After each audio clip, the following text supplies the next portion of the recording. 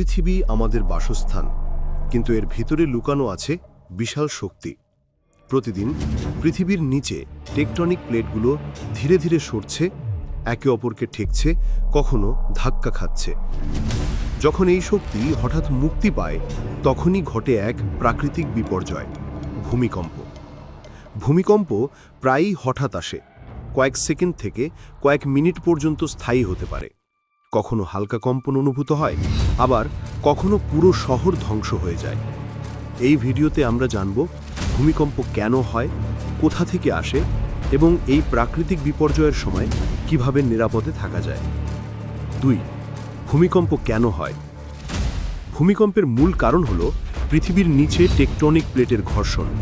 পৃথিবীর স্থল ও মহাসাগর একটি বড় পাজেলের মতো, যেখানে বড় বড় প্লেট একে অপরের সঙ্গে ধাক্কা খায় বা আটকে যায়। যখনই আটকে থাকা শক্তি হঠাৎ মুক্তি পায়, তখনই মাটির কম্পন ঘটে। সুতরাং ভূমিকম্প মূলত মাটির নিচের শক্তির মুক্তির ফলাফল। 3.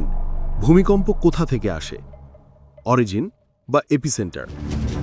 ভূমিকম্প শুরু হয় ভূমিকম্প কেন্দ্র থেকে, যাকে আমরা হাইপোসেন্টার বা ফোকাস বলি। এর ওপরে যে পয়েন্টে কম্পন অনুভূত হয় তাকে বলা হয় এপিসেন্টার। এপিসেন্টার থেকেই ক্ষতি শুরু হয় এবং কম্পন আশেপাশের এলাকায় ছড়িয়ে পড়ে। 4. ভূমিকম্পের সময় করণীয়। During earthquake. ভূমিকম্পের সময়ে জীবন বাঁচানোর কয়েকটি গুরুত্বপূর্ণ নিয়ম আছে। স্থির থাকুন এবং দ্রুত চলাচল করবেন না। Drop, cover, hold. ঝুঁকে পড়ুন, কোনো টেবিল বা শক্ত কাঠের আসবাবপত্রের নিচে ঢুকে নিরাপদে থাকুন। লিফট ব্যবহার করবেন না, সিঁড়ি দিয়ে বের হন।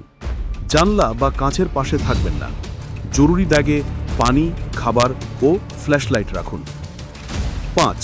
ভূমিকম্পের পরে করণীয়। After earthquake safety. ভূমিকম্প থামার পরও সতর্ক থাকা জরুরি।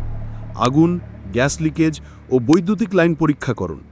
আহতদের প্রথম সাহায্য দিন এবং প্রয়োজনে চিকিৎসা নিন। বাড়ি বা ভবনটি ঝুঁকিপূর্ণ হলে ভিতরে প্রবেশ করবেন না। স্থানীয় কর্তৃপক্ষের নির্দেশনা অনুসরণ করুন। পুনর্নির্মাণ ও নিরাপত্তার জন্য প্রতিবেশীদের সাথে সমন্বয় করুন। 6. ক্লোজিং।